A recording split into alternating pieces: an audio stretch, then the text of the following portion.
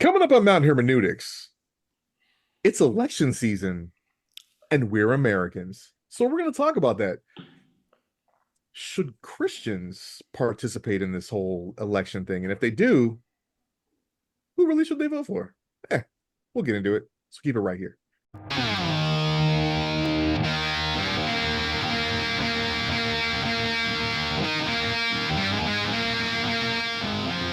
You're listening to Mount Hermeneutics, where three Marines give their perspective on God, faith, and spirituality with a heavy lean on the divine council worldview.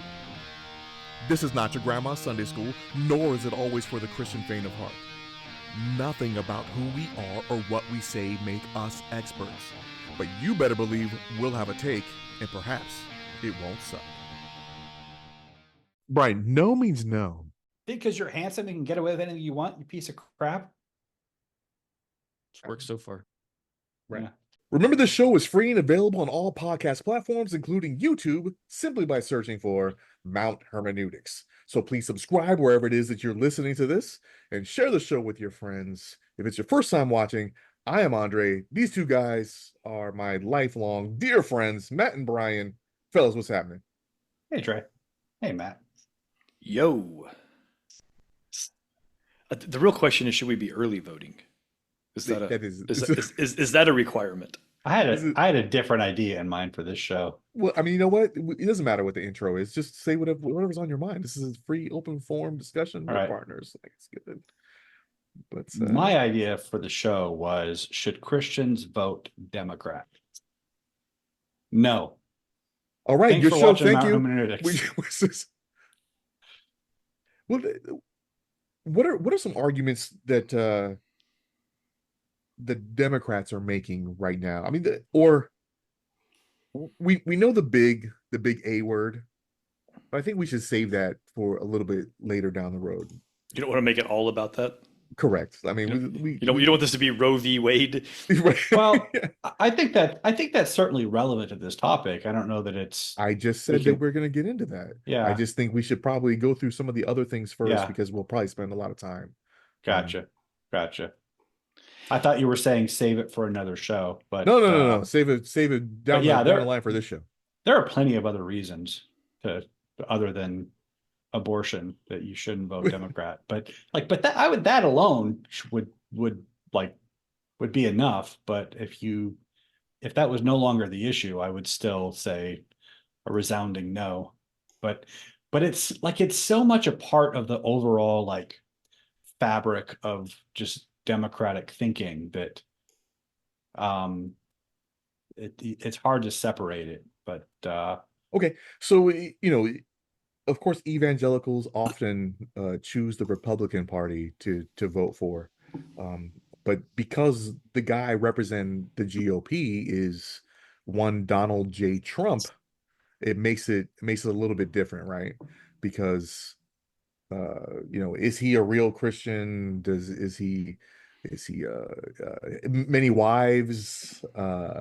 His immoral acts, racism. I mean, the list goes on. You guys got allegedly, right? Allegedly. You know what?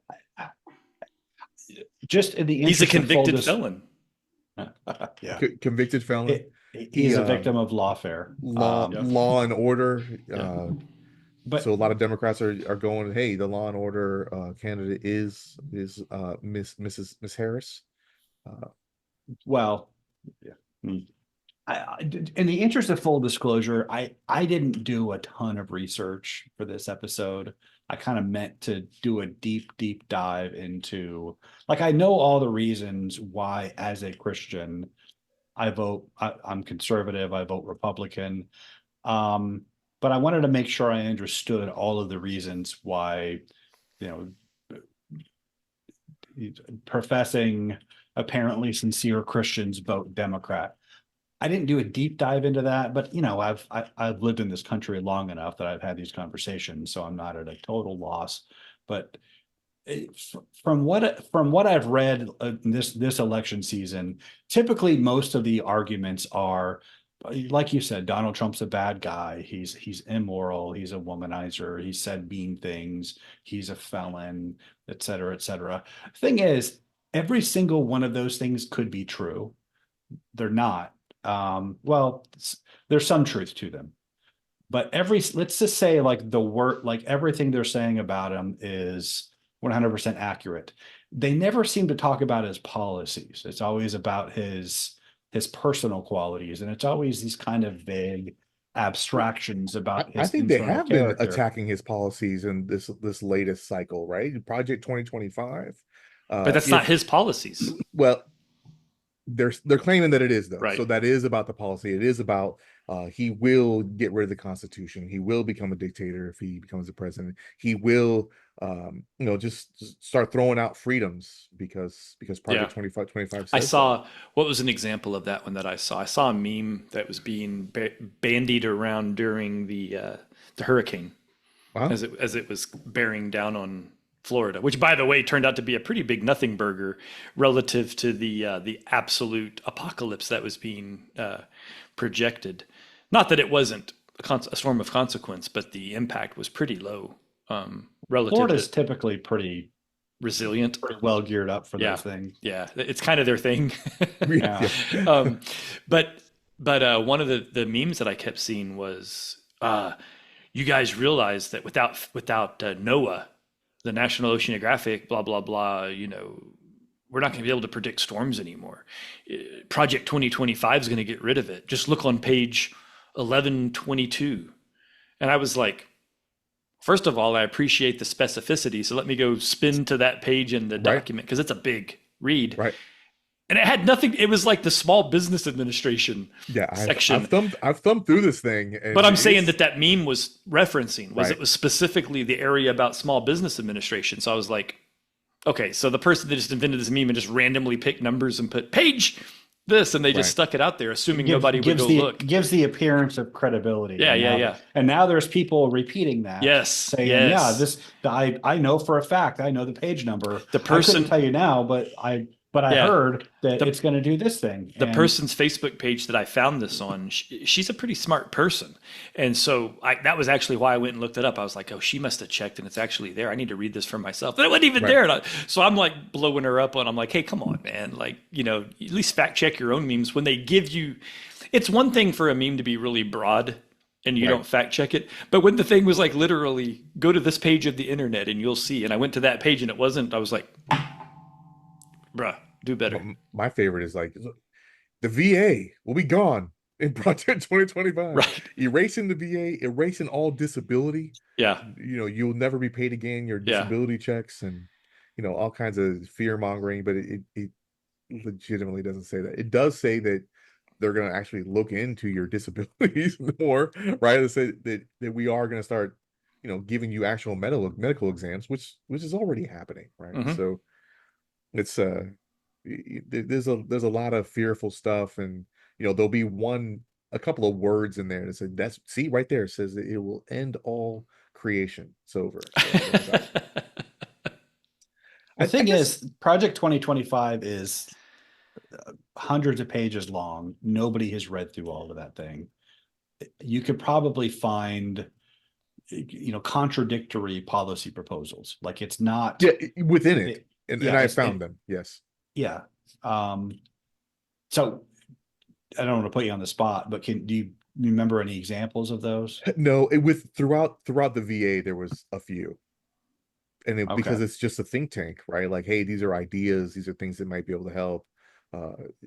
So they weren't mutually exclusive either. So like maybe one will work, maybe if you add the other one, then it would negate the other one.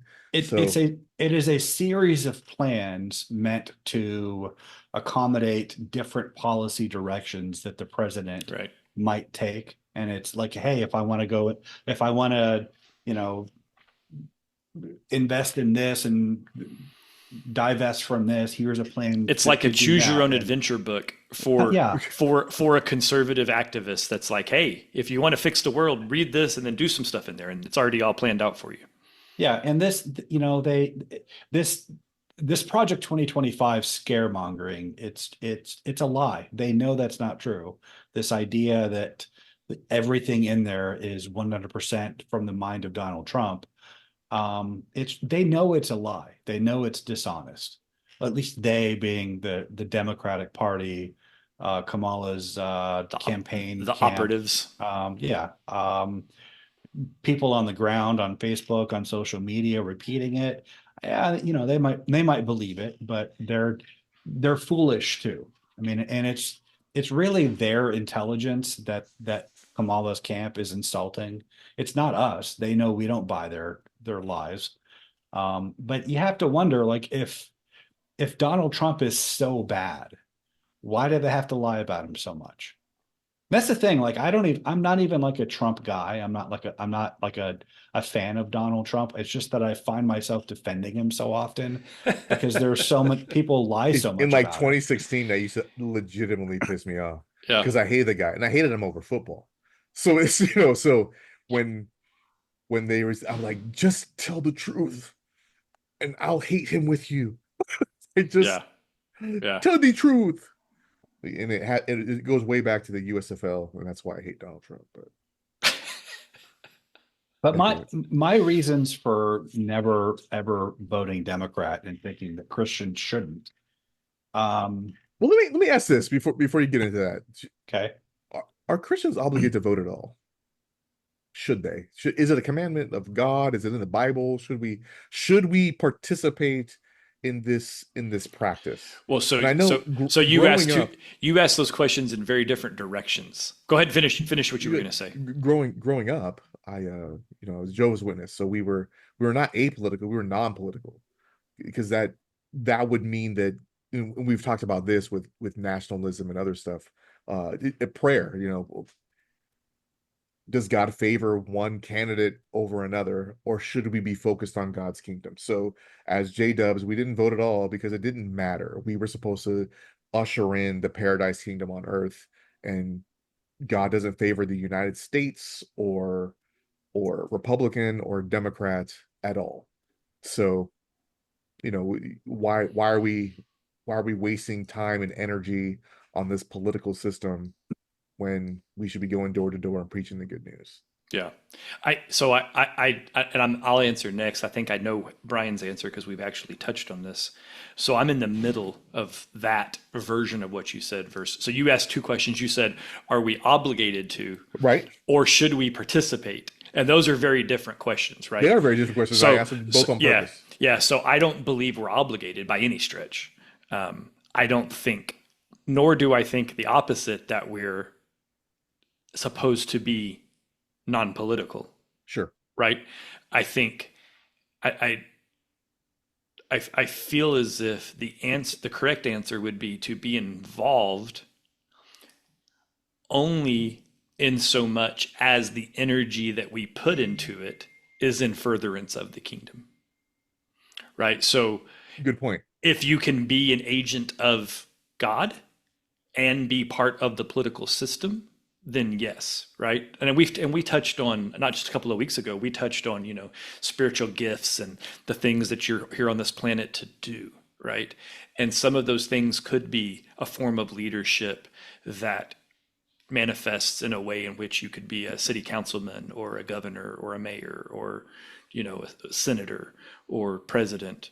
And I think that there is a line where one could do that and be righteous in the way that they do it. But I don't think, I'm confident that being a card carrying member of the GOP is not righteous by default. Right. So that's my take. Okay. I would say, I mean, let's let's take the Christianity thing out of the equation for now and just look at what government is, at least American government. Everything the government does or doesn't do, it does in your name. If we are, if we drone strike a wedding in the Middle East, well, that's being done in the name of Matt and Dre and Brian. Only in the U.S. in a general democracy republic, but yeah. Yeah, but really in any country, Well, no, if I they mean are, the People's Republic of China, it's not being done in their name. It's being done by the people don't have a direct say or even an indirect say. sure, but but what's being done is still at least ostensibly being done in the name of the people of China. They're Okay, taxing okay, those people. ostensibly. Yeah, okay. Okay, I'll give you that. I'm not gonna, I don't want to I don't want to just nitpick. don't want to Yeah. bog down this point Yeah, though. yeah, yeah, So yeah, yeah. yeah. But so yeah, you can. I mean, you can argue, you can debate over whether you know they're being oppressed themselves by the Chinese government, whose responsibility it is to rise up against their oppressors. But if you're in a country where, at least on paper, it's being done in your name, you're being taxed, your resources are being put to this end. Um, I mean, if the people that were doing that, if you truly believe that there's such incorruptible angelic paragons of virtue that you don't need to worry about it, that you can just, yeah, they're professionals, they're gonna do that, they're gonna do what's right. Then yeah, I guess you can let them do that with a clean conscience. Uh, I, I don't believe that. I think that if you have a say in what your government is doing in your name, you need to let them know what you want.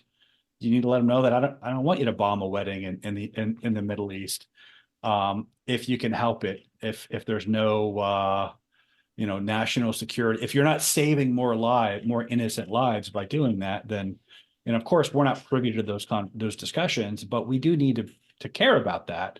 And frankly, I think just you know when you bring in the question of Christianity, the idea that Christians should just stay out of it and let non-Christians, let godless people who don't have our values just run the show and do whatever they want with our resources and with our military. No, I think that would be profoundly irresponsible, if not sinful. Now, on an individual basis, if you're just, you know, working 90 hours a week and all you can do is, to keep food on the table is the job you're doing, and you don't have time or the energy to educate yourself on the issues, then yeah, I think that's you're not obligated to vote. You certainly shouldn't vote if you don't know what you're voting for. I think that's irresponsible too. I agree Um, with that 100%.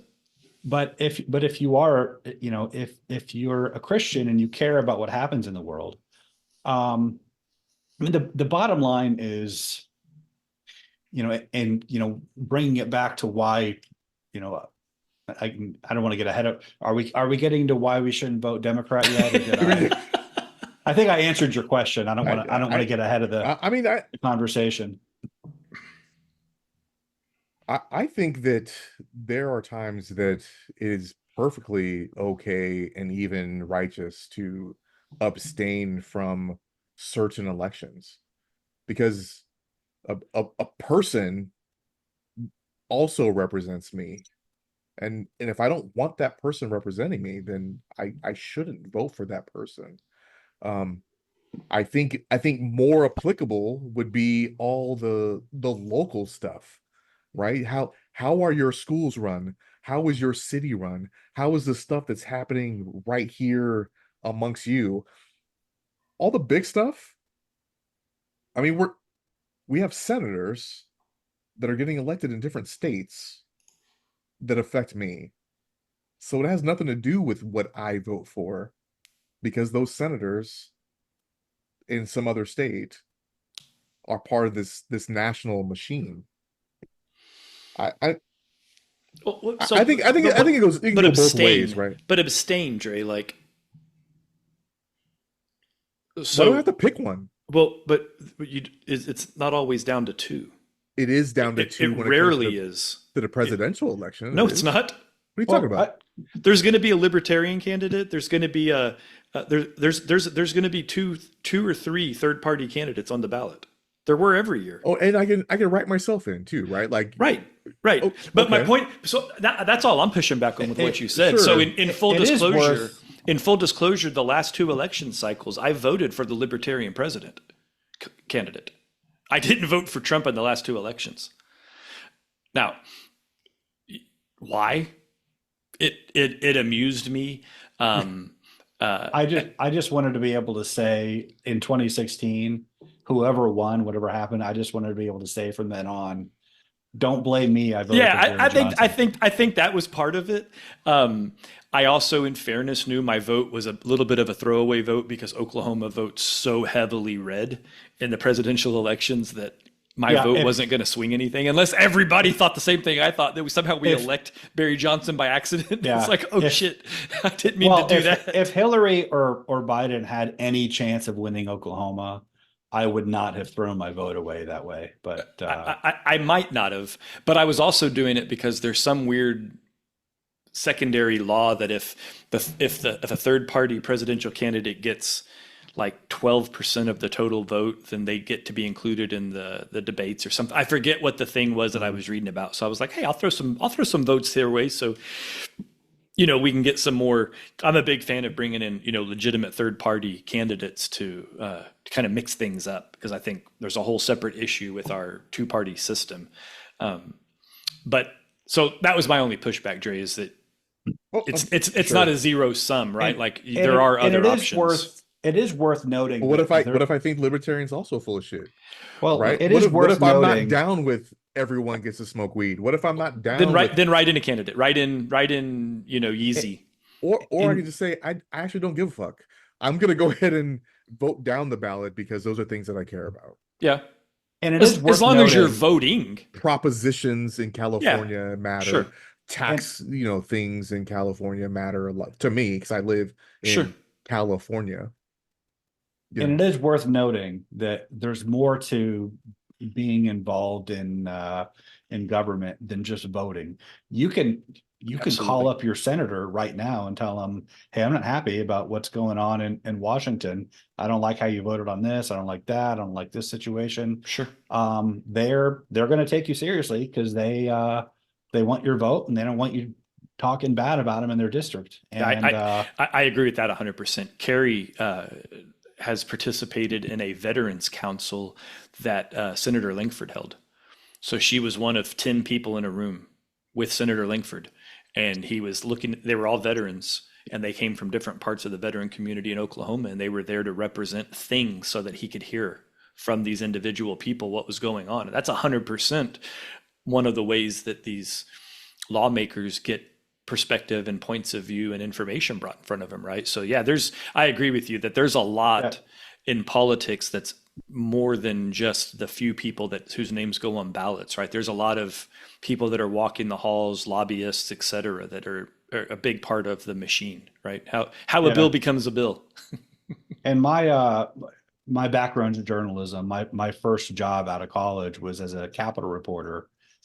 Just going to the state capitol, sitting in committee hearings and floor votes and just watching the debates. And a lot of the legislation that gets proposed, that's because a constituent called up with an issue.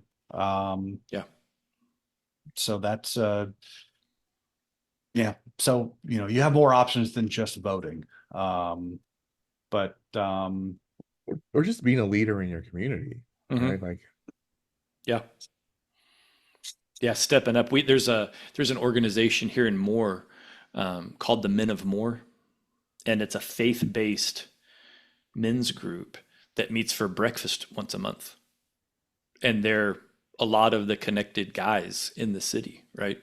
The mayor, the guy that was just elected mayor, has been a part of this group in the past. So it's one of those groups that, if you need to get things done, you show up to this breakfast that they do, and they go around the room and bring up topics and issues. And when these guys get on it, they dig into it. It becomes something that gets in front of policymakers and important people. And it's a weird way to do it, right? You just show up at this breakfast and bunch of dudes just sitting around harumph, harumph, harumph, and you eat some bacon and eggs and drink some coffee, and then stuff goes off and becomes policy.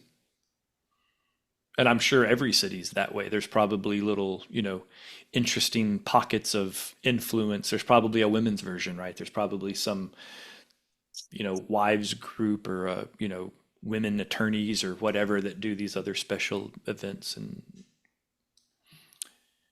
it's interesting for sure. So, So so Brian, it seems like you don't think that Christians should really vote for Democrats. Why, man? I do not. Um, well, And let's say all the um, reasons besides abortion for now. one of the big reasons I would say is socialism is ungodly. Um, it is biblically there is a the commandment you shall not steal. There's a fundamental God-given right to individual property ownership. Most like the Democrats will push back. Well, it's not real socialism. But the idea of taxing you for redistribution in social programs, it's predicated on this idea that, well, there's no limiting principle on it. It's just any amount of whatever the government thinks is a good use of your tax dollars, that's covered. It's for the common good. That's predicated on the idea that you don't really own the fruits of your labor. That they can just, if you make above a certain amount of money, they decide you're too rich and we can tax you and redistribute that to somebody who is poor, and it's unjust. But taxes And aren't unique to Democrats. Republicans generally want smaller government and they want to limit it to the proper functions of government. The proper function of government is the protection of individual liberties. The I mean, that the sounds cool on a billboard, but is that really what's happening in practice? I've been around for 50 years, and Okay. um, George Bush definitely did not do that. George Bush was not a conservative. Right? Ronald Reagan, even with his small government, also taxed people. Read my Like, lips. right? Bush, Daddy Bush, same thing, right? Like, Well, the so question now, isn't so now we're talking about like lesser of two evils instead of, I mean, but sure. if you say that tax is fundamentally theft, I didn't um, say that. I think it is, but that's a different conversation.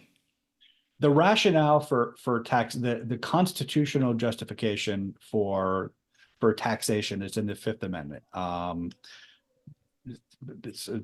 can't be deprived of freedom, life, liberty, property without due process of law or without just compensation. That's where you get it's the eminent domain clause, like the idea that if the government needs to build a highway through your house, they have to give you the fair market value of your property Mm-hmm. before they can do that. They can't just take it. Under that same principle, you get taxed for public infrastructure, for courts, for police, My on on roads. on the rationale that you're getting a fair market return on that. But if you're being taxed so that it can be redistributed in a government program or to pay for basically to redistribute it to poor people, well, that is theft.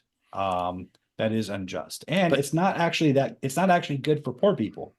Um, so hang on, Brian. Before, a huge part of me wants to agree with you because I come from the position that I think taxation is theft.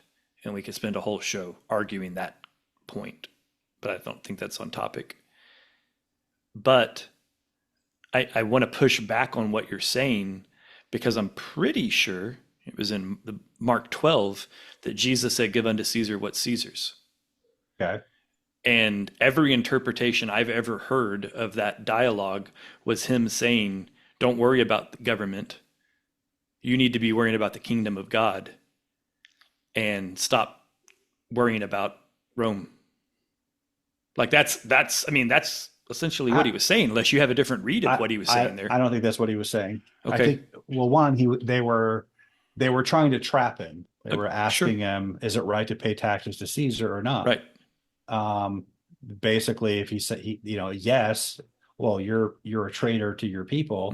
Hmm. You're no Messiah. No, well, Yeah, it was a now the Kobayashi Maru for yeah, sure, what they were now trying the to set up. Romans are gonna come at you for sedition. So Hmm. he turned it around on them. Yeah, What if it's, if Caesar is providing services that for which you're being taxed, like minting your coin, then render unto Caesar. He didn't say anything about what belongs to Caesar's and what belongs to God. He assumed, he kind of put that back on them to figure out because it agreed. was a trap. Agreed. No, Um, but I agree that he put it back on them, and he was saying, "Is this God's money? No, then don't worry about it.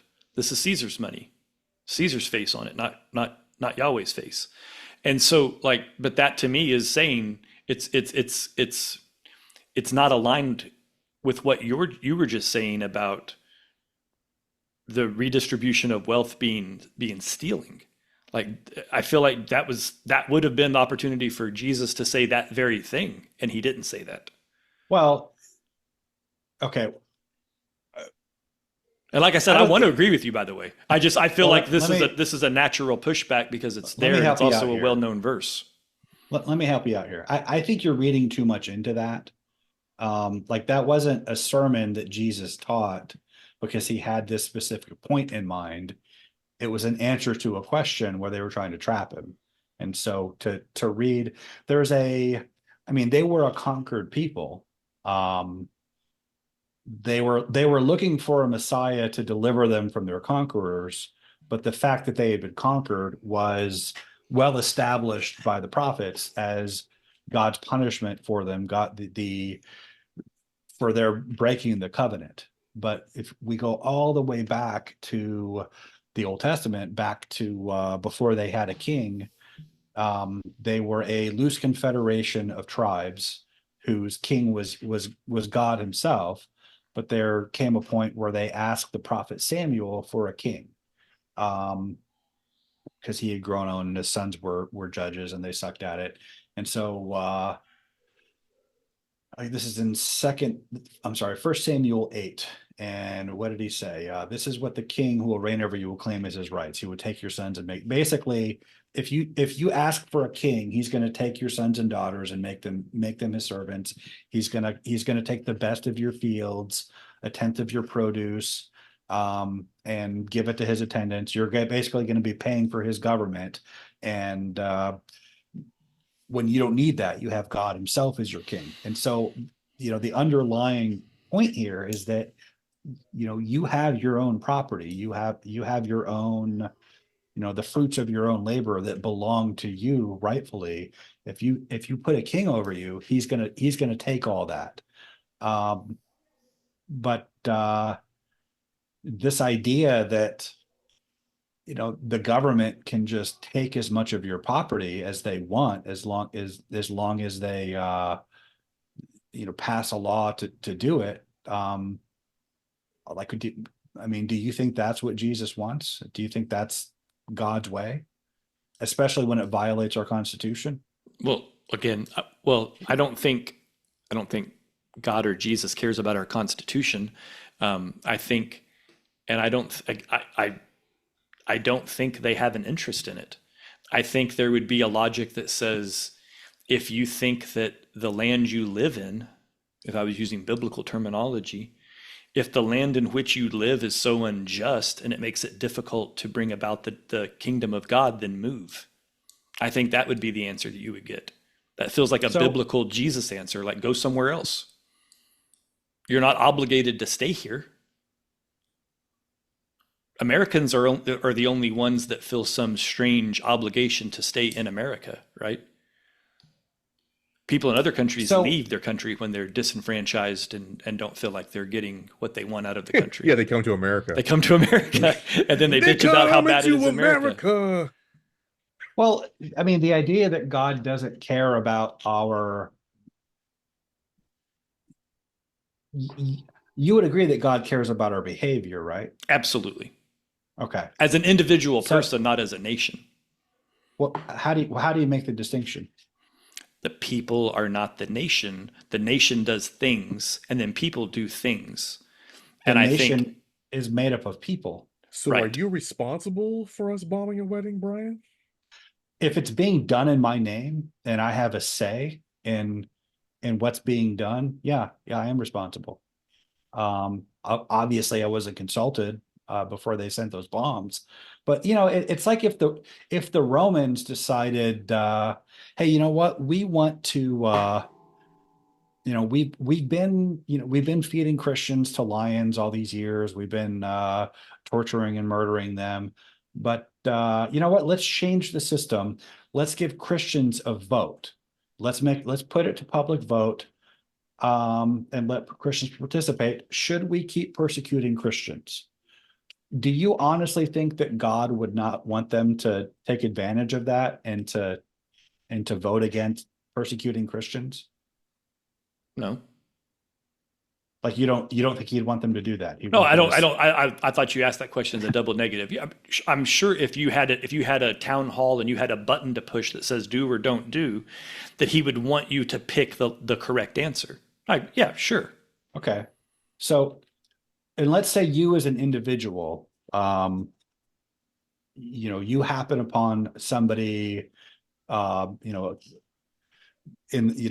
somebody's about to get raped or murdered or robbed or something, and you have the ability to step in and stop them. Mhm. Do you think God would want you to keep walking by? Do you think he'd want you to intervene? He would absolutely want you to intervene. Okay. So the purpose of government is to be that intervention. Like government, and I'm kind of ripping off Penn Jillette here, but government is the sword. Hmm. Government is a monopoly on violence. We are not like the Roman Empire where we've just been conquered and somebody else is monopolizing the violence. We are self-governed. We have a say in where that sword is pointed. The rationale of the Constitution, which I think is the most Christian form of government, the most Christian political philosophy that's ever been developed by man, is that the government exists for the protection of individual liberties, period. It's not there to tell you how to worship. It's not there to tell you how generous to be with your own property. It's not there to impose values on you. It's there to protect individual liberties. The church exists to convey those values, to tell you, to teach you character and to advance the kingdom of God. But government exists to protect your freedom and your right to advance the kingdom of God, to be the kingdom of God. As long as we have a say in preserving that form of government and all of the glorious things that makes possible for us as Christians, I think it would be an abomination in the sight of God for us to not preserve that, for us to not do everything we can to preserve that way of life. Um, the Democratic Party doesn't recognize those limits on what the government can do. They think the government is there to be generous on our behalf, to confiscate our wealth and to redistribute it to people they decide are deserving. And because we've kind of ceded that ground to them, now they can decide, well, if you're an underrepresented minority, well, we can redistribute wealth to you for programs that help out your interest group because we favor you. We can and we've ceded we've allowed the government to be the purveyor of values because we look to them to validate our romantic choices, and now you know they've undertaken to change our values. That the fabric of our national character has changed dramatically in the past 16 years. And I think God cares about that. I don't think God wants us to seize control of the government so that we can impose Christian values on people, but he does want us to, as much as we can, influence the government to protect individual liberties and leave us free to teach those Okay. values. Okay. So I think I actually dig all of that, and I don't know that I want to push back on any of that, except for what about in the current state where America is today, because of the culture war that effectively we're losing. the fact that the more we encourage and engender individual liberties, those people whom we're assuring to whom we're assuring liberty are not moving in the direction of the church, right? So But say that again. Just I want to the make sure I'm Americans writ okay. large are moving away from the church. Right. They're taking their freedom and they're moving away from the church. I agree. I observe that as I well. don't think God is happy about that. Definitely not. Right. So like you made a comment right there at the close of your last little part where you said that God wouldn't want us to force Christianity on people. And I'm not sure that's true. And I don't mean force like at a gunpoint, like, say Christ is Lord and like Spanish Inquisition. But this is where, and we've talked about this kind of casually in past conversations. Matt Walsh's whole, if I was elected, I would be I forget the phrasing A he used. theocratic fascist dictator. Yeah, like maybe that's what God would actually want us to do with our power to create government. Well, we kind of tried that for a good 1,000 years. It was called the Dark Ages, and it sucked. Well, there was other parts of it that weren't just the Dark Well, Ages. give me an example of like in this philosophy of government you have. What would be an example of a law that you would want to see passed that you think God would be happy with? Oh, I don't know. I'm spitballing. Like this is all off the cuff. This isn't something I came thinking about. This all just came up in my head just now in real time. Um, but I mean, the freedom of speech, we think fondly. We think it's great, right? Is the freedom to blaspheme great Yeah, in God's eyes? That's a yeah. great law. I disagree with that 100%. So let's turn this around. So somebody blasphemes. What do you do? What's the penalty? I don't know. But the Well, fact that first there of all, isn't a penalty, first of all, it makes it more commonplace. well, but first of all, you have to define what do you mean by blasphemy? How do you write that law? What is the actual thing that's being prohibited? And two, what's the penalty for it? What if I say, what if I draw a cartoon of Muhammad Mm-hmm. and I draw him you know, standing next to his 6-year-old child bride, Aisha, and he's got a big pervy grin on his face. Peace be among him. Um, syphilis be upon him. Muslims would call that blasphemy. Right. How dare you disrespect our prophet? Should I be punished for that? Well, not in a Christian theocratic dictatorship, Okay, but so you would under Sharia law. what if I question the perpetual virginity of Mary? That would scandalize. I mean, but No, the point, dude, I totally get what you're saying, and I appreciate the slippery slope, right? and what if like somebody goes back and watches our debate on the Trinity and decide that you two guys are blasphemers because you Mhm. denied the Trinity. Mhm. I mean, that's it. The point, I mean, the point of that is that you have to be able to discuss things freely without fear of getting a gun pulled on you or thrown into a cage for huge chunks of your life, for freedom of speech to mean anything. In order to go out into the world and persuade people, I mean, there is no law we could pass that can make people more Christian. We can make laws that make them fake it, but in order to persuade people of the truth and the beauty and the goodness of Christianity and that it's rewarding to them, we have to go out. We have to engage them in conversation, and we have to risk them saying things that are insulting to God and to Jesus Christ and to Christianity. If they don't have that possibility, then there's no free discussion. And Why'd you but feel that what? So I'm saying this with a smile on my face for the listeners. Why did you just differentiate between God and Jesus Christ? You brought up the Trinity conversation, so I couldn't resist the throwback to the conversation.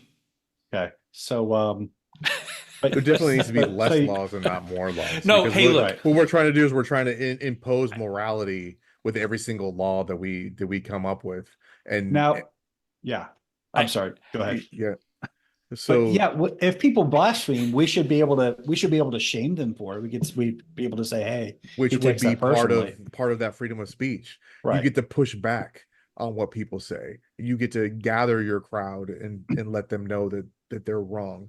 Um, and then that's the whole point of apologetics, right? We're like we convince by logic and Yeah. what's right. no, actually, I convinced myself in the middle of that conversation because it was funny that to me that, with us being so DCW focused, God was the kind of the creator of free speech and free will, right? Like, so like Yeah. this whole environment is because of free will. Um, so of course he would be fine with free speech laws.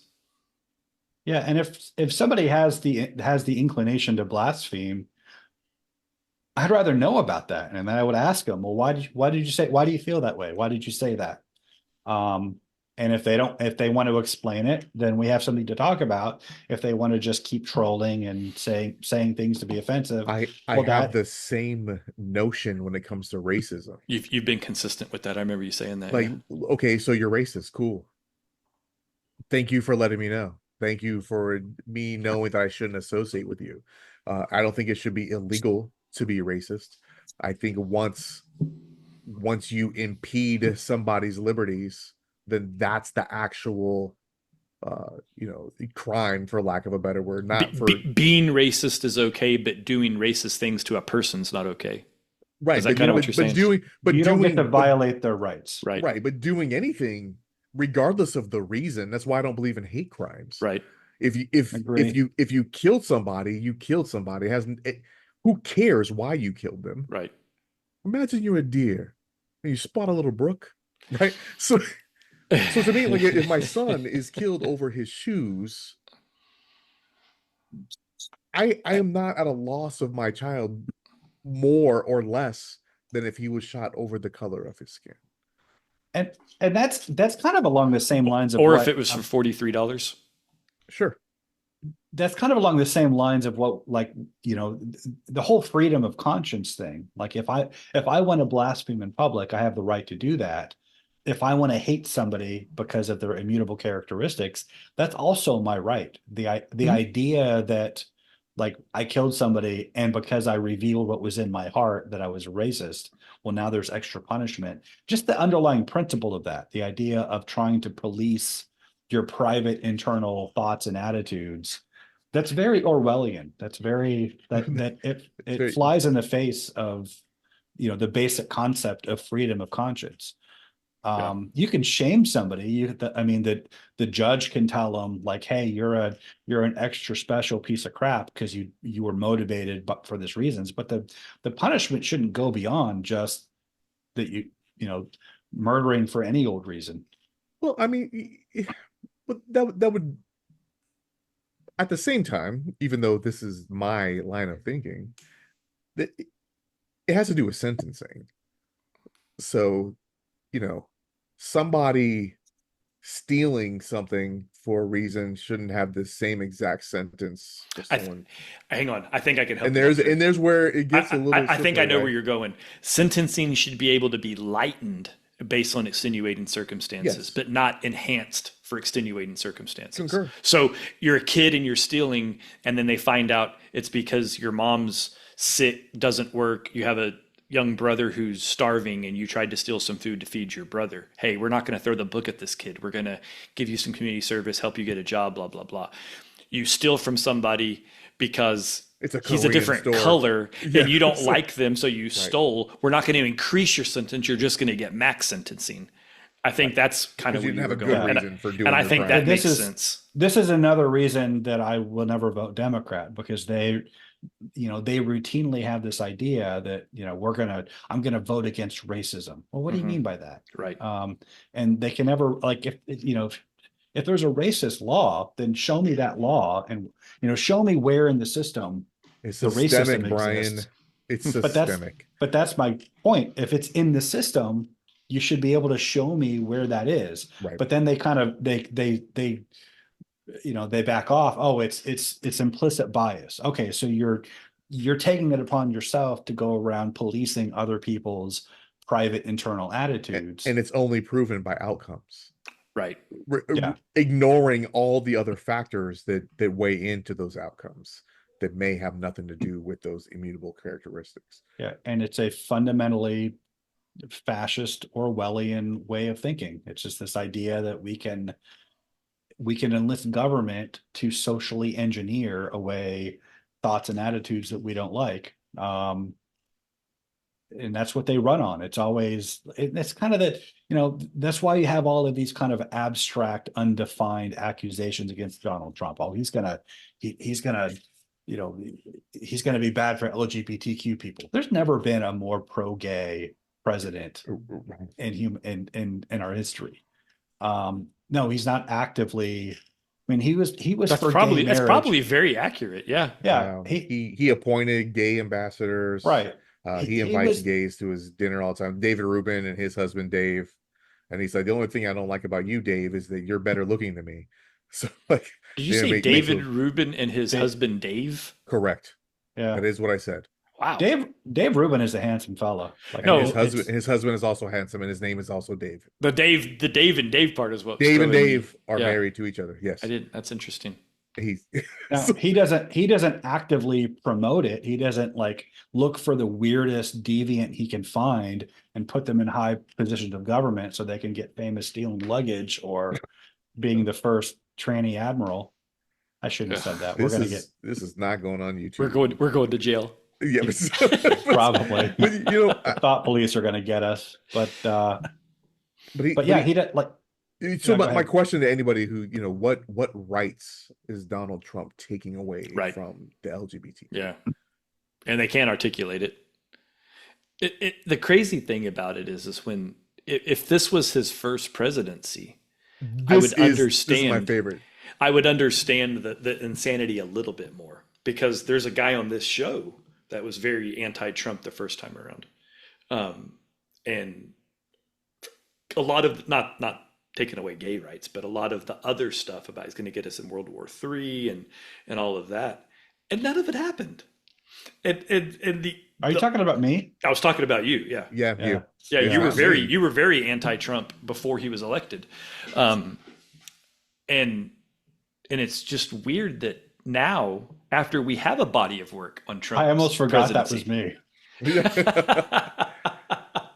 It's interesting that a lot of people came around after the 4 years. Yeah. JD Vance, you and JD Vance have that in common, besides both also being Marines. Like I was, Tim Pool.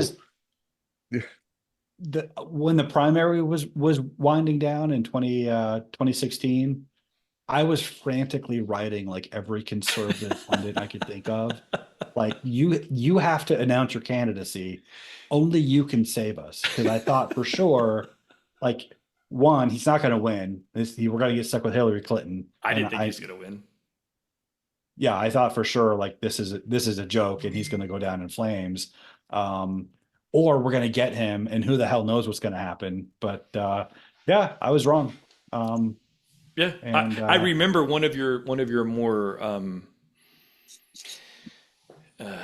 energetic takes was that we were going to be feeding our plants Gatorade if Trump gets elected. Like, that was something I remember you saying that. I was like, electrolytes. It's what plants crave. That was going around a lot. I wasn't original on that. But, well, it was original for me to hear it from you. Like, that was the first time I heard somebody say it, was you saying it.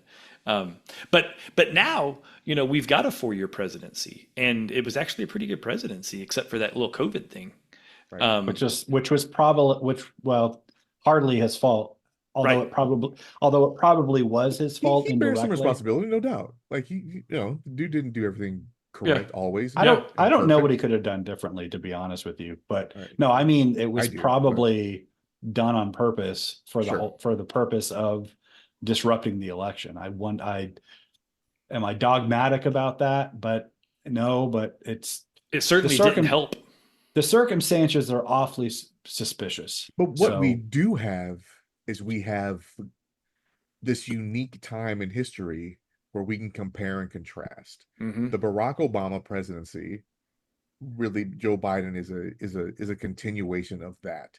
So we had the 8 years of that, and we have whatever prosperity that we had in that time, and then we had 4 years of Donald Trump, Mm-hmm. and now we have the 4 years after Donald Trump, and you can see On what any you kind of like. chart, pull any Right. chart by any unit of measure, and you Right. can see where Trump's presidency sits within that world, and it stands out And the fact any that, way you slice it. and if you're a Christian and you believe in peace, there's only been one president in my lifetime that didn't start a new war, and his name is Donald John Trump. Mm-hmm. And so I've Joseph. been alive since Joseph. since Ford. So, and we were in wars. Yeah, it's he's certainly not a war hawk, Oh, it is John. I thought it was Joseph. John Joseph. I Don thought it was John, It's Johnny John. I thought it was Jingleheimer. It might be. I mean, his name is Donald my John name too. Trump. My So, bad. so I mean, so to me, like, stop with the fear and what he's gonna do. We already know what he's gonna do. Yeah, We synced it. they just don't like what he does because it's good, Right. and they don't want, and it's about blue jerseys and red jerseys. And it's He's crazy, he's the whole dictator thing. He didn't start a coup. he He is didn't bring any guns into the White House. He walked away peacefully, argumentative, but peacefully. Uh, so I want to be fair here. I want to steel man this. I don't want to just, you know, do all the usual anti-democrat talking points. Can you guys think of what do you guys think the strongest arguments are for a Christian to vote for Kamala Harris in particular or Democrats in general? I've actually I read what I think is the best argument, and it comes from the mayor of Oklahoma City, who has, as of a couple of days ago, endorsed Kamala. And his logic, the best, I mean, I skimmed his article that the conversation and his quotes, right? And I disagree with some of the things he says, so I'm not going to sit here and read the whole thing because I can counter a lot of it and just it's not useful. But he's essentially holding on to he calls it the 3 C's: character, competence, and commitment. And he's referring to our form of government. So the mayor is, goes way out of his way to talk about the character of Donald Trump and his adultery and all that stuff. And then competence, he's leaning on all of the disgruntled cabinet members that were fired, right? Because you can get tons of sound bites out of those guys. And then the commitment because of Jan 6 and the fact that he didn't want to what was it, authenticate or certify the vote. Yeah. So he does all of that, and then he cites a handful of Bible verses, specifically Thessalonians 5:21, which is hold fast to what is good. 1 Thessalonians 5:21. So I said in one of my other groups, we were talking about everybody here in Oklahoma, all my friends and family, my brothers here, and we were talking about this specific situation. I said, well, here's an instance where I approve of the way in which this guy is attempting to use his Christian faith. I just disagree with where he landed. Right? Like, I get what he's trying to say. He's trying to say, I think Donald Trump is the worst of the two people. And we're voting for the senior leadership role. And it's more about the person than it is about the outcome of the office. This is his point that he's trying to make. And so he's saying in good conscience, I can't vote for Donald Trump.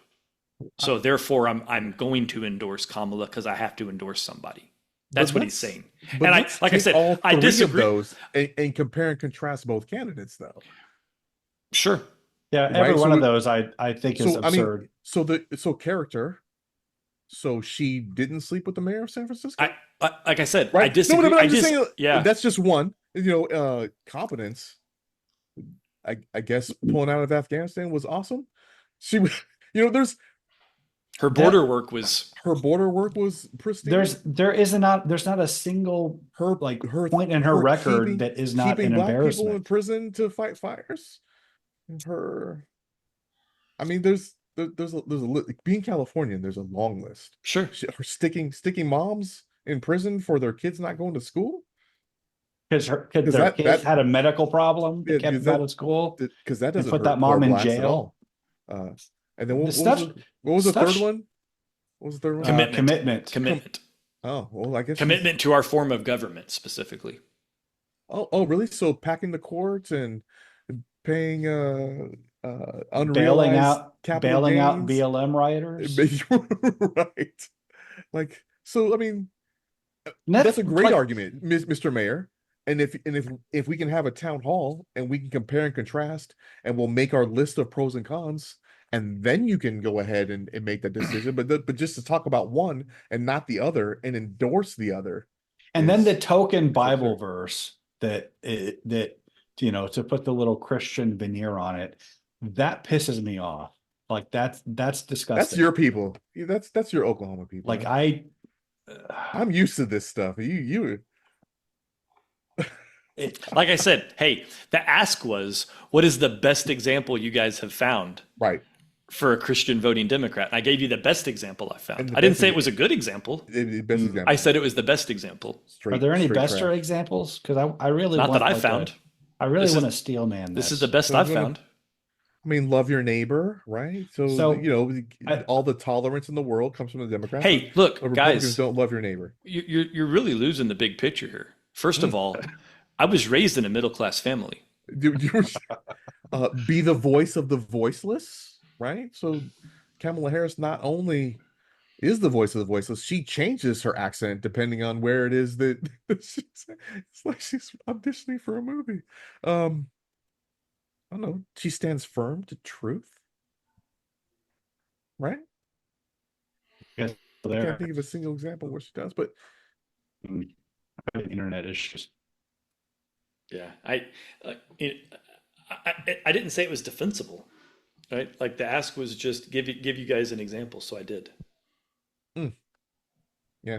Yeah, it's the best I could do.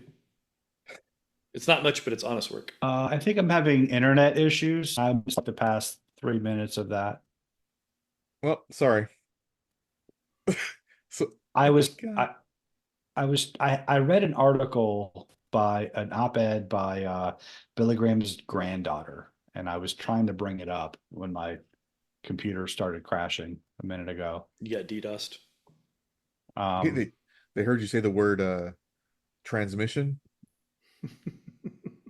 and the Big Brother's yeah, and they're like, offended and oh hell let me no, we know don't about say it. that. They don't say that. But I think it was in I had a Rolling Stone article up and I had something else up. She has a weird name. It's something Dohan, but anyway, she was basically it was all the usual stuff. It was just the Donald Trump's character, and he's not very Christian, and but it's they always have to go out. They always like everything bad that they can say about Donald Trump, you can find something like 10 times worse and better documented about Kamala Harris or Joe Biden, or any other given Democrat. Um, their policies suck. They're predicated on just immoral principles. This idea that you don't really own your property; it's all provisional and by government permission, and they can confiscate as much of it as they want at any time if they decide that it's for the common good. Um, and it's just all of it just sounds so disingenuous. And it's always this sort of abstract, undefined accusation about his character that any given any given criticism, you can find it 100 times worse from on his opponent. Like Joe Biden said some shockingly racist things. Shockingly. Yeah. Not to mention eulogizing a leader of the Klan. Yeah, I don't think he's a grand wizard, but he was a local recruiter, Robert Byrd. I'm pretty sure he was a wizard. I don't think he was a wizard, but I mean, it doesn't really matter. I mean, he was the man was a member of the KKK. Card carrying. A card carrying member. He was a recruiter for the KKK in his town. Doesn't that seem like you'd have to say some of the most out of pocket stuff to be a recruiter? Hey, you hate them darkies? Well, me too. Like, I mean, you'd have to say some wild stuff while you're out and about to recruit people. Yeah, I don't even want to go there in my thoughts for like, how would you go about that? Talking somebody into joining the Ku Klux Klan. I don't know. I remember reading something about that. That Byrd had said something about, I really only joined because they were anti-communist. Like he tried to use that as like the rationale that was the pull. It wasn't all that other like that race stuff. I mean, because everybody knows that's what you remember the KKK for, was their good anti-communism work. That's true. There was some good upstanding people out there. Especially when like Southern Democrats especially were collectivists. So it's weird to me that just because they were nationalists about it, just because they were a la Germany and Italy, doesn't mean they weren't total collectivists, leftists. I mean, they hate communism, cool, because they're fascists. Awesome. Perfect. Yeah. Maybe that's how he was recruiting. Hey, do you hate communism? Hey, come to this meeting. There's a bunch of other guys there that hate communism. We all hate communism. You're like, all right. And you walk in and you're like, oh, I've made a terrible mistake. Instead of the government owning all of the means of production, they just tell the people who own the means of production what to do. Perfect. That's the difference. That's the same principle of collective ownership. But I mean, also Kamala Harris believes in just killing babies. So yeah. Oh yeah. We never did come back to the abortion thing. What do we need to at this point? I do think it needs to be stated that abortion is murder. If you think it's not that, you're lying to yourself. And I saw a video just now, Brian. I'm not cutting you off. This is just a play on what you just said about you're lying to yourself, where this young woman was trying to say that abortion is just like a C-section. Oh, so because that was in the with Ben Shapiro. Because they're both surgical medical procedures that result in the end of a pregnancy. She was thoroughly confused. That was the craziest.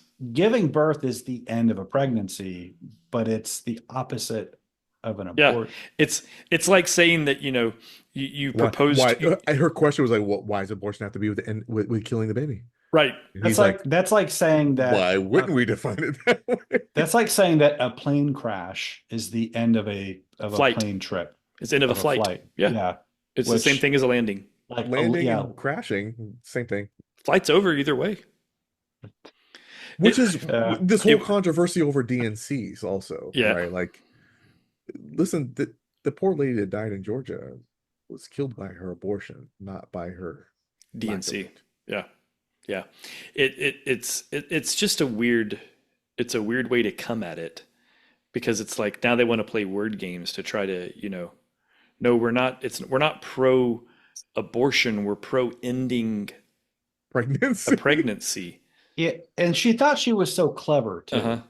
And like I think that is kind of a straw man. It's not like they're not usually that dumb in their argumentation, but they are that circuitous. They are that they try to sort of like they play these word games and they try to they kind of deflect and obfuscate away from the fact that what you're doing is so there's a human being in there and you're tearing it apart so that it's dead and now there's no child there. Though it didn't it still has to go through the birth canal just as if it was going to be born, but now it's just it it goes through you can suck it out of the vacuum now, but it's still and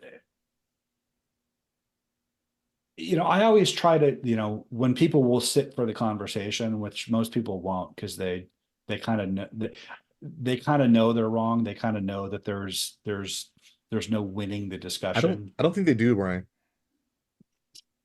I don't think they do. If you can get them to sit for it, I always kind of try to nail down like, okay, well, what's the common ground here? Where do you draw the line? So like surely you agree that a newborn baby that's just come out of the mother's womb, it's crying, that it would be just as evil to murder that newborn baby as it would be like to just stab the nurse in the neck and watch her die. Like you would agree with that, right? Like that would be murder. Oh, Of okay. course, of course, that's murder. Okay, so what about 5 minutes before while it's still in the womb? Of course, that would be the same thing. Most people won't try to argue that no. The magic thing happens as it passes through the birth canal, I don't where it's a person now and there it I wasn't. don't Like think they'll I don't think that's the argument. I think in recently Bill Maher has even like mentioned like no, we know we're ending well the life of that person. when But when when is it they okay to when is it is are there instances where it's okay to kill someone?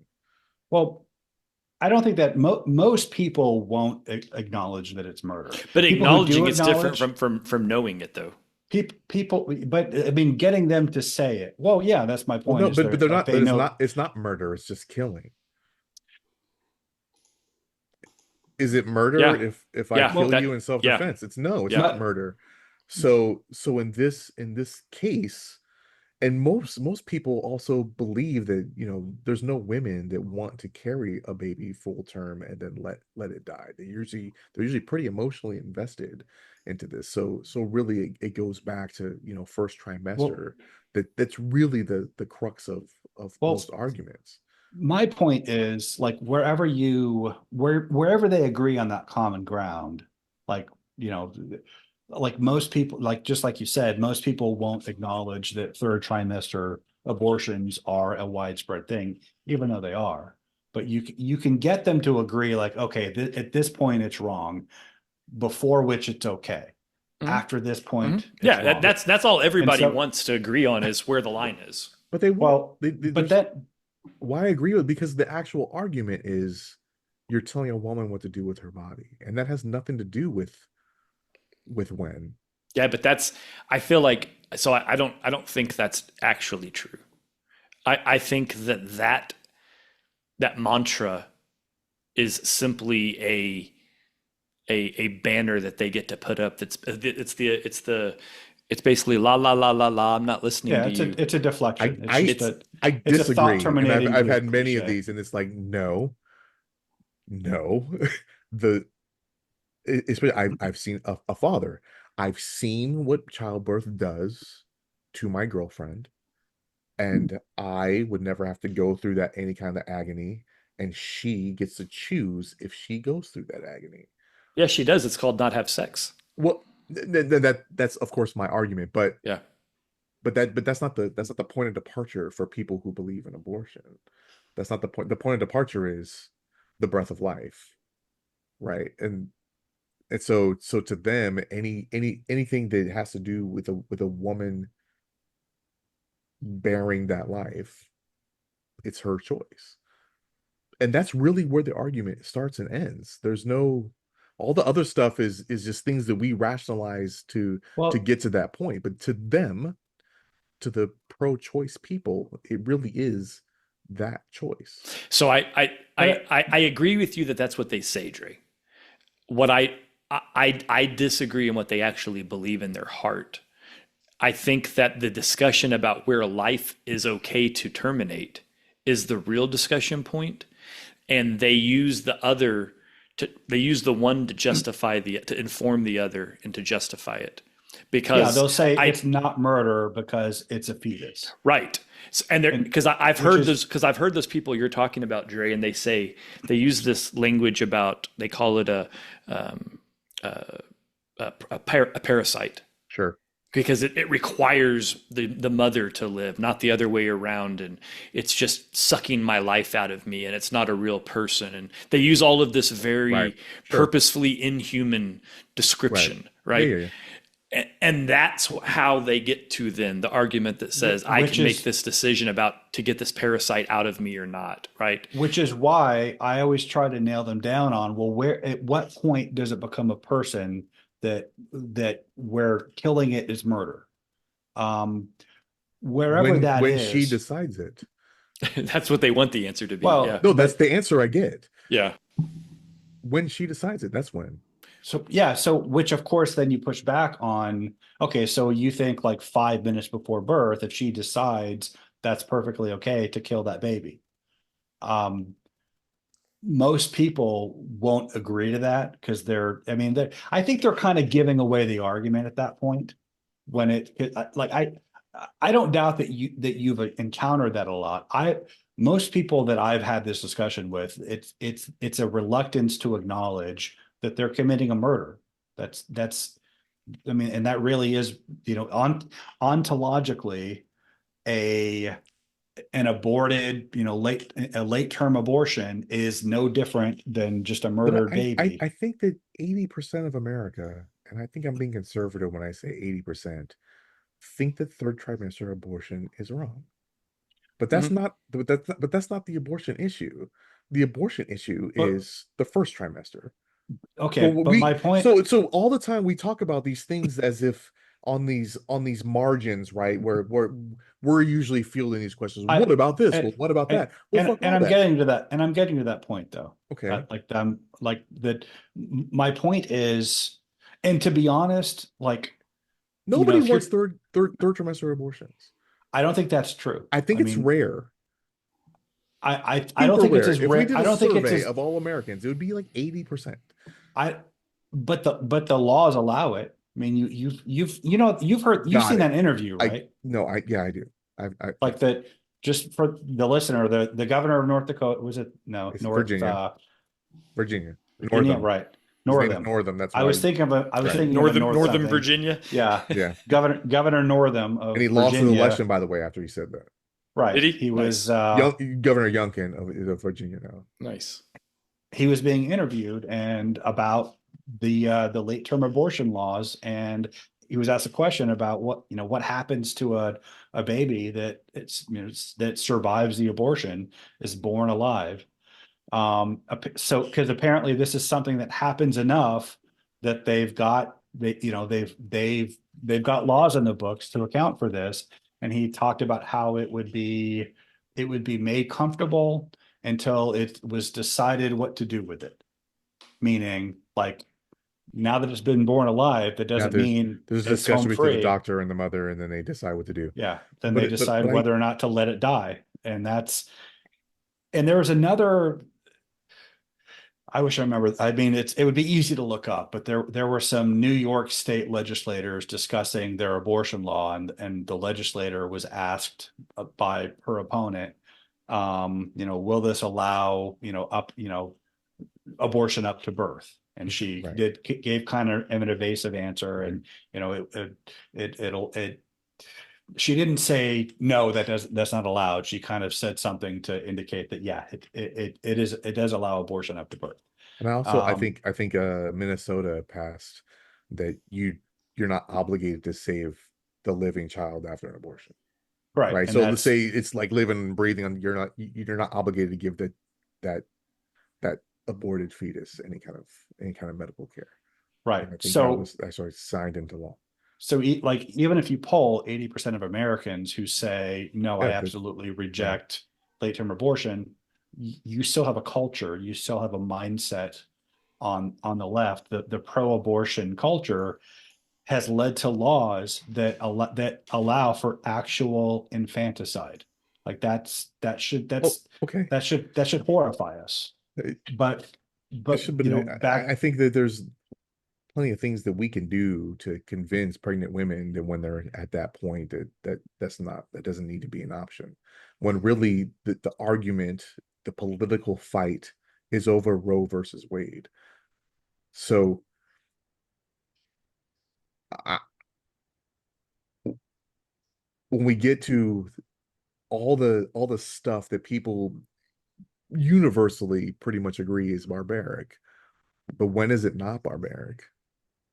And there's places 15 weeks, 12 weeks, 8 weeks. Is it the heartbeat? Is it Well, to be completely honest, like if we're talking about like a few day old fertilized zygote that's only 8 cells or 16 cells or 320 cells, Mhm. I don't honestly have the same emotional revulsion at that. I don't feel in my heart that that's So murder. you're a And morning after pill no, no, no, allowing no, guy. no, no.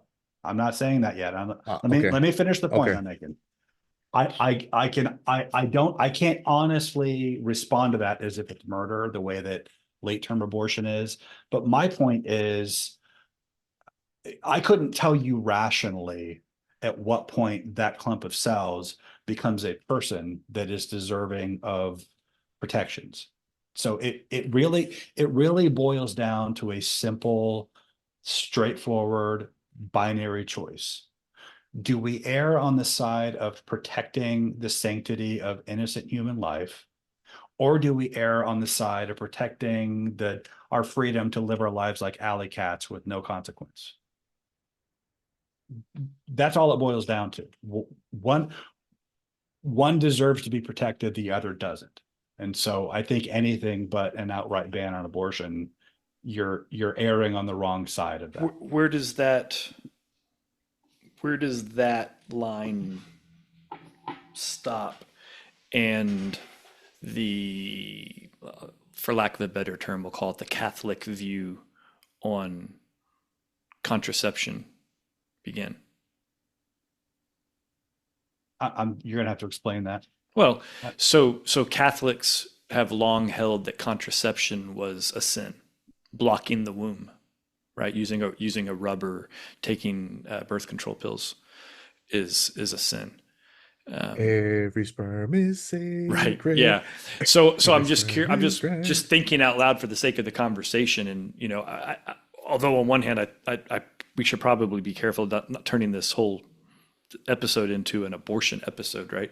Yep. Um, but it makes me, and I don't disagree with you, by the way, Brian. I think the way you phrased, it's kind of impossible to know, is it at the moment that one cell becomes two cells, the fact that it becomes, like, where do you draw that line? I think that's a exercise in futility, and I'm sure there's some theologians and Christian scholars that have an opinion, and that's great. But, like, where do you apply personhood to a zygote? I don't know. Um, but then if we're thinking about it in terms of religion or Christianity and things happening by some level of divine will, or the miracle of creation, then would a birth control pill. What's the difference between a birth control pill and a Plan B pill, right? I think that's a really Or weird an conversation. IUD. Or an IUD, right? Because those are chemically blocking or making unviable the pregnancy. Whereas, I think a condom is very different, because it's the two things never actually get to I, I mean, coexist, that's like saying you I, can't pull out, right? right? I would like, I think it's one thing to, I think it's very easy to say that, you know, murder should be outlawed. Hmm. That's the bottom Sure, line. And if Yeah. abortion sure. is murder, that should Then be it outlawed. too I should don't, be outlawed. Yeah, right. But when is it murder?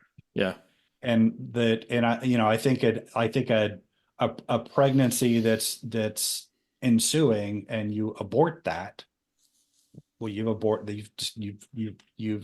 committed a homicide. Preventing a sperm from getting to an egg. I think that's a different territory, but I don't want to, I would fight any efforts to legislate birth control or and contraception. Sure. Project But 2025 is that though. Trump will end birth control Yeah. and we will move into Handmaid's Tale, obviously. yeah, Obviously. You know, I but did an interesting thing. I I had a Googled. I had Oh, a go. but to Okay, that though. sure. Um, I think, and this is where like the influence of the church comes in. And as Christians, as churches, we need to we need to have more to say about this. People that have been, we've kind of let pop culture just define our sexual values. The sexual ethic that is attached to birth control and contraception. This idea that sex is recreational and casual. That's what leads to the demand for abortion.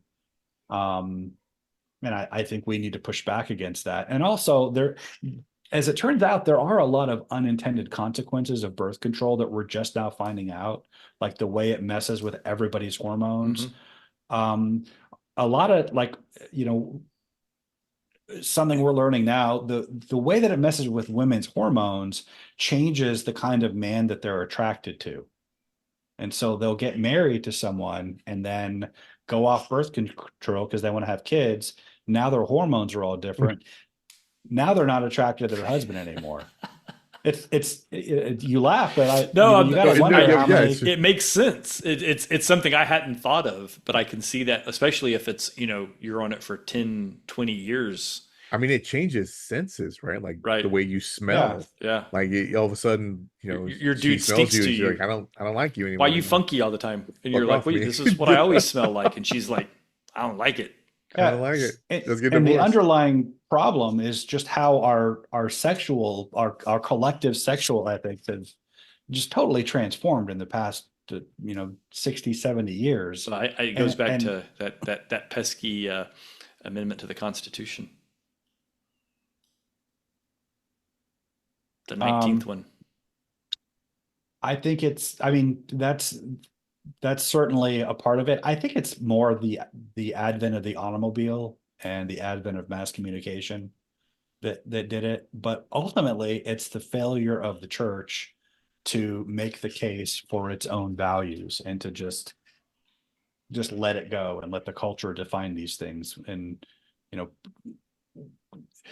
preachers and churches will kind of look down their nose at certain things, but they don't really positively teach. They just kind of expect, well, if you love Jesus, you're gonna hold these values, but they don't really teach it. And it's at least not very well. Like they have all these kind of superficial leak plugging measures like purity rings and the like, but they don't really. Anyway, that's yeah. I saw a meme the other day. I read it out loud in my house, and it said, I'm paraphrasing. It said, since we've given women the right to vote, the only thing they've proven to vote for is the right to kill their own babies. Can we just call this what it is, a failed experiment, and go back to the way it was before? I think women should have a right to vote. Yeah, but that's quite a stance, Brian. Way to be brave. You're so brave. Well, but I do think we need to. Bro, it was a meme. It's funny. Yeah, I know. But well, it wasn't funny. Actually, it was actually kind of heartbreaking. Well, there's that. Well, there are people who make that argument to repeal the 19th Amendment, and well, I might be joining that bandwagon based on that meme's logic. It is a fact that show me a single issue that that the majority of women will agree on. I don't think that's true. I don't think the majority. I think it's half and half. I don't think it's half and half for women. If it was, then we wouldn't have this conversation that we have because men aren't half and half on abortion. Yeah, they are. We're gonna have to pull some stats on that. My my I think they are too, because they're like, hell yeah, abort that baby. I my don't my want to Men have are no all instincts. for responsibility. abortion. I Hell yeah, they're the Um, ones that invented it. Men, like but it's men like the convenience. Men won't go out of their way to vote for it. Is my point. I mean, how often do you and I get to vote for abortions? I mean, it's usually not on the ballot. It's a Supreme Court thing. But No, well, no, we It pass laws will on it all the time. states. Yeah, yeah. I mean, all the state laws are no, different, and we're that's voting those people in, right? Dre, that was kind of a dumb point I just made. Dre, But you started to say something a minute ago. You So said you did a weird thing. I googled, I googled. What was my? What are some reasons Christians support Oh, abortion? support And abortion. yes, Okay. and AI came back with some answers and Okay. with some links. Christians may support abortion for a variety of reasons, including in apostasy. individual Sorry. conscience. The Catholic Church allows its members to follow their own conscience on moral matters, even if it conflicts with church teachings. What? Number two, The hell does that even mean? We're gonna have to circle back to that one. exceptions. Some Christians believe that abortion is acceptable in certain circumstances, such as to save the life of a mother in case of rape or incest, and in when the pregnancy is the result of a minor. Human rights. Some Christians believe that all human beings deserve equal protection under the law. Okay. Freedom. Some Christians believe that people have the right to make choice about their bodies and the freedom to make decisions that are right for them. And of course, situational. Some Christians believe that abortion can be a faithful path for people who need to leave an abusive relationship. Everything that guy just said is bullshit. And these they're all, I haven't opened any of the links Right, that right. go to that, but That's your high level yeah, AI yes, the high level, like, package. and Yeah. it was interesting because those are the arguments. So every time I look inside of an article that's like, hey, uh, you think evangelicals are against abortion, think again. And here's Right. the Yeah. list from Rolling Stone or The Atlantic. It's always, yeah, and I've noticed there is this kind of concerted effort on the left to kind of normalize leftist positions among Mm-hmm. Christians. And in the very sparse research I did today, I found all kinds of articles um celebrating the faith of Kamala Harris. Um Yes, I saw that a lot too, like, which is and how she grew up going to church and Donald Trump didn't. And Now, I did see something interesting. It's a little subtly off topic. It's adjacent to us, but apparently the Jewish world is somewhat pro-abortion. That their rabbis have come down with some legalistic way to like argue in favor of it, and then once as Jews do, once they've argued it into a place where they can all agree with the legalistic interpretation, then they're all for it, right? Which I find interesting. Not the I think interpretation, just the behavior, right? I wonder how many of those are Orthodox versus The Reformed now. article I read said it was pretty much spread across all of them. Huh. I didn't dig into it any deeper. It was like a cursory read. Because a For lot all I of know, it might have been an AI poll like Dre was just reading, and yeah, I'll bet like the same we people saying that will, you know, I bet a lot of those Jews eat Passover ham. right. Passover Golly, ham. That's golly. That's a thing. That's a Holy thing. Moses. our Okay. three Jewish listeners are like, what? That's not true. We don't like abortion, and we damn That, sure don't eat Passover ham. like, what are you That talking about? What are you three clowns talking about? if we have any Jewish listeners, I promise you they have heard of Passover ham. And that is a thing. Okay. Outside looking in, that sounds I absurd. do know we had a Jewish listener. I don't know if he's still around. Brian, if you're still listening, let me know. I'd be interested to know if we've held on to you or not. I mean, the things that go under the umbrella of Judaism are as vast and varied as the things that go under the umbrella of Christian. There That's fair. are, Sweet. there are, gay preachers, and if you ask them, I told you about this. Um, I might have said it on the show. A few years ago, I did this article on so-called, liberal progressive Christianity. I called around a bunch of local preachers and I asked them kind of where they stood on certain issues. Do you let women Um, preach? Yes. Click. oh no, I was taking notes and including that in the article. No, But I I mean asked you them, hung up on them. They were like, "Yeah, sure we I, do," and you're like, "Click." Next guy. I asked a few of them if the resurrection if was literally Oh, you happened mentioned physically this. bodily. Yeah, You you men- did. you Okay. mentioned this last episode. Yeah, Yeah. and one of them said that if they found Jesus' bones in a tomb tomorrow, it wouldn't affect his faith one bit. Yeah. Which is to say, he doesn't have any faith. He's an apostate. Well, He said, but All they're right. out So there. so basically, Christians shouldn't be voting for Democrats Right. because they according could. to this expert panel. Well, I mean, it doesn't get Um, much. It doesn't get any better.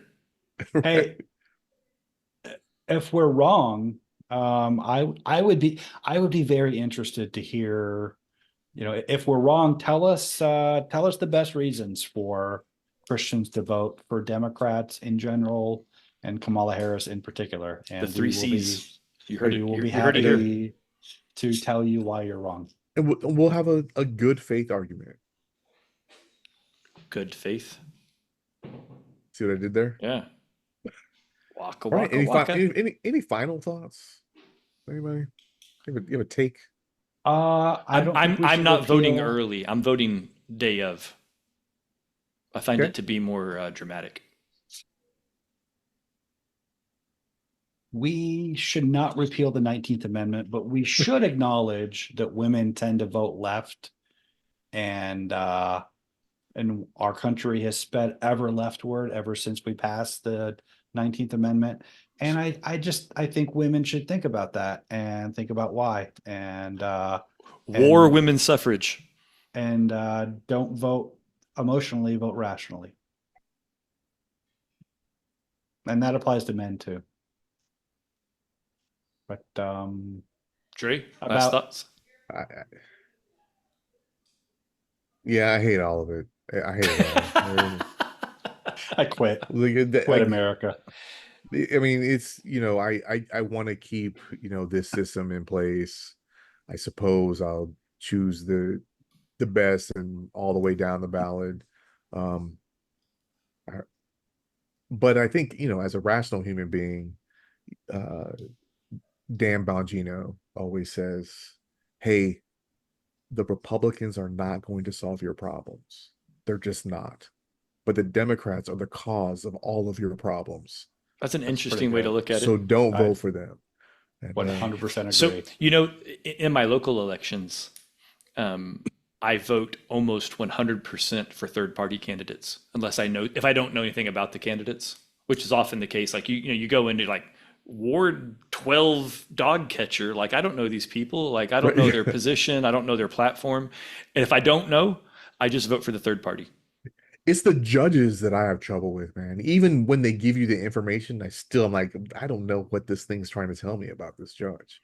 Right. So Which, if my voting style seems odd, my dad, Mike, who's listening, almost always never votes incumbents. He's just like, get them out. Somebody do. You're done. I got no more use for this guy. I'm done with this guy. Problem is, if you do that at the federal level, you just lose seniority. Yeah, I don't think he does at the federal level. I think it's at the local level. And at the federal level, I don't vote third party as a rule. Yeah, Because Mike, I don't hate that. I don't hate it. I might dig it. I might adopt that. I might, get into the booth and be like, what would Mike do? Got no more use for this guy. Get out of there. Get them all out. of Get them all out. there. We need some new guys. Get some fresh blood in here. My prediction for the election, Oh, My prediction, pain.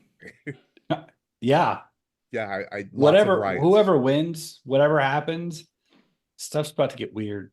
It's going to get really It's gonna get weird. spicy. Hopefully not zesty. Well, I think it will get zesty and Zesty. spicy because I predict It that, could get zesty that depending. your 47th president will be Donald Trump. Heard it here first. Probably Yeah, not here that's first. that's what Probably not first, but you heard it here also. but you heard it. You You heard know, it here. Pre, she and could I lose and still become the 47th president. that'd be dope. And Joe Biden died or Oh, before. yeah, before. Yeah, well, that's true. I mean, but I do think there's it's November and December is going to be interesting, right? In Christmas season too. Mm-hmm. That's just mean. Yep. Everybody, you should have Ammo. at least So ammo, you- at least 90 days of survival food and water stored up. Just prepare for the worst. 90 days is too much unless you live out in the country. Better to 15 days of clean drinking water, 5 days of food, enough ammo to take stuff from the next person. maybe. Yeah. I mean, Yeah. seriously, you can't, Enough ammo to fend off Matt, basically. Hey, I'm Negan. You can try to get to my house. It's gonna be worse where you're at, man. Oklahoma, we're probably pretty It's not safe gonna be from, worse where I'm at. from the weirdness. I'm on a federal installation. Well, I mean, I have armed Until- gated community. until it gets overrun by leftist hordes. Leftist They don't hordes are have gonna- enough firepower to overrun They're gonna Middleton. overrun the United States Marine Corps. Tren Aragua might. Especially like Yeah, you're probably fine on your pretty base. I'm pretty Yeah, safe. for quite a while. Yeah. If you Dre's Yeah, only lots going to of be water. screwed because Dre's going to have to go out and find his dumbass children. Yeah, yeah.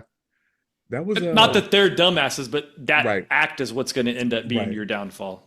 it was interesting back in during the riots of 2020. There was a big one going on in Long Beach where my daughter went to school, and she lived in the town of Long Beach. And if you listen to any rap music, Long Beach is not the safest place to live.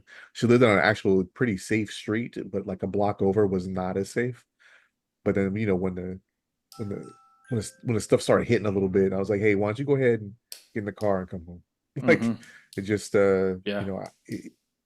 leave my roommates to die. Yes, them and your cat. Like all Leave of them immediately.